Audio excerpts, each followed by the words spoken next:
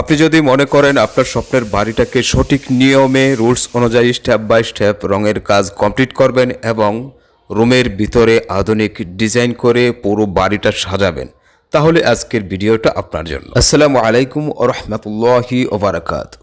দর্শক শ্রোতা সকলেই কেমন আছেন? দেশে প্রবাসে যে যেখান থেকে দেখছেন সকলকেই অসংখ্য ধন্যবাদ।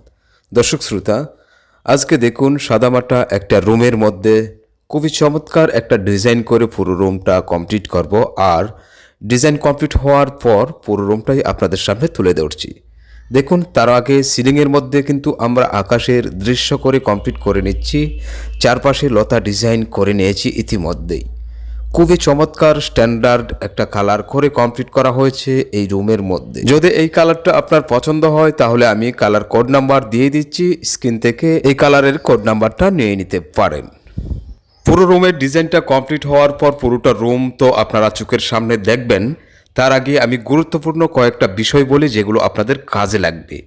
কাজের কোয়ালিটি দেখুন দুই ধরনের হয়, একটা সাধারণ কাজ আর একটা স্পেশাল কাজ। এই কাজটা কিন্তু আমরা স্পেশাল ফিনিশিং দিয়েই কমপ্লিট করছি, যার কারণে আপনি একটু লক্ষ্য করলেই দেখতে পাবেন এই রুমের চারপাশের দেয়ালগুলো কতটা স্মুথ ফিনিশিং, একদম পুরোই লাক্সারিয়াস। যদি আপনি আপনার বাড়িতে স্পেশাল ফিনিশিং দিয়ে রঙের কাজটা কমপ্লিট করেন তাহলে টাইলসের মতো তেলতেলে স্মুথ ফিনিশিং হবে বাড়ির প্রতিটা রুম, প্রতিটা সিলিং, প্রতিটা দেয়াল। আর যদি আপনি সাধারণ কাজ করে কমপ্লিট করেন তাহলে কিন্তু স্পেশাল ফিনিশিংটা হবে না, ওয়ালগুলো যে কষকষে একটা অনুভূতি সেটা বোঝা যাবে।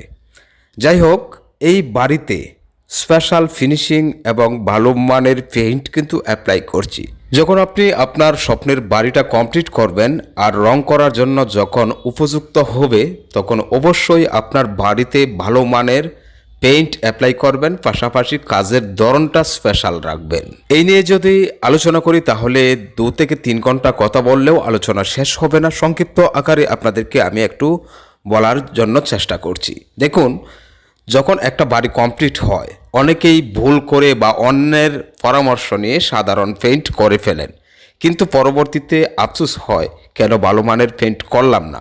হয়তোবা অনেকের টাকা পয়সার ব্যবস্থা না থাকার কারণেও কম দামের পেইন্ট করে ফেলে, কিন্তু পরবর্তীতে যখন হাতে টাকা হয় তখন কিন্তু অনেকেই আফসোস করেন, যে বিষয়গুলো প্র্যাকটিক্যালি নিজের চোখে প্রায় সময় দেখা যায়।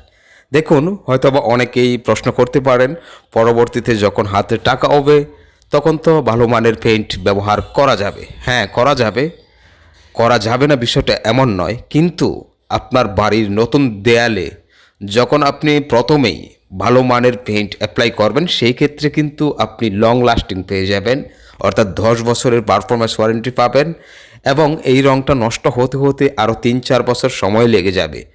পুরো একটা 10 থেকে 12 বছরের একটা লং টাইম কিন্তু আপনি পেয়ে যাচ্ছেন। কিন্তু এই ওয়ালের মধ্যে যখন আপনি প্রথমেই নিম্নমানের পেইন্ট অ্যাপ্লাই করবেন, পরবর্তীতে আপনি যদি ভালো মানের পেইন্ট করেন, এই যে লং লাস্টিংটা, যে রঙের পারফরমেন্স, এটা কিন্তু পরবর্তীতে আপনি পাবেন না। অর্থাৎ রঙের উপরে রং করার কারণে লেয়ারটা মোটা হয়ে যাবে, রঙগুলো চলটা ওঠার সম্ভাবনা থাকে। এই জন্যই কিন্তু আমি প্রত্যেককেই বলি আপনার স্বপ্নের বাড়িটাতে আপনি অবশ্যই ভালো মানের পেইন্ট আর কাজটা স্পেশাল ফিনিশিং দিয়ে কমপ্লিট করুন। যদি আপনার বাজেট না থাকে, যখন আপনার হাতে বাজেট হবে তখন আপনি পেইন্ট করবেন, বিষয়টা এমন নয়।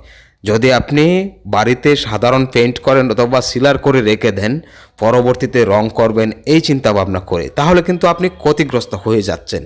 আপনার বাড়িটাতে যদি আপনি প্রয়োজনে 2 থেকে 3 বছর পরেও আপনি একসাথে ভালো মানের পেইন্ট করেন, এতে কিন্তু আপনার কোনো অসুবিধা হচ্ছে না, কোনো প্রকার ক্ষতি হচ্ছে না। হয়তোবা প্লাস্টারের উপরে শ্যাওলা পড়ে যাবে, কিন্তু এই শ্যাওলা কিন্তু রিমুভ করে রং করা যাবে। কিন্তু যখন আপনি কম দামের রং বা সিলার ব্যবহার করে রেখে দিবেন সেই ক্ষেত্রে কিন্তু এটা পুরোপুরি রিমুভ করা সম্ভব হবে না, যার কারণে লেয়ারটা মোটা হয়ে যাবে, চলটা ওঠার সম্ভাবনা থাকবে। আশা করি বুঝতে পারছেন। দেখুন, আমাদের রুমটা কিন্তু আপনারা সকলেই দেখতে পারছেন।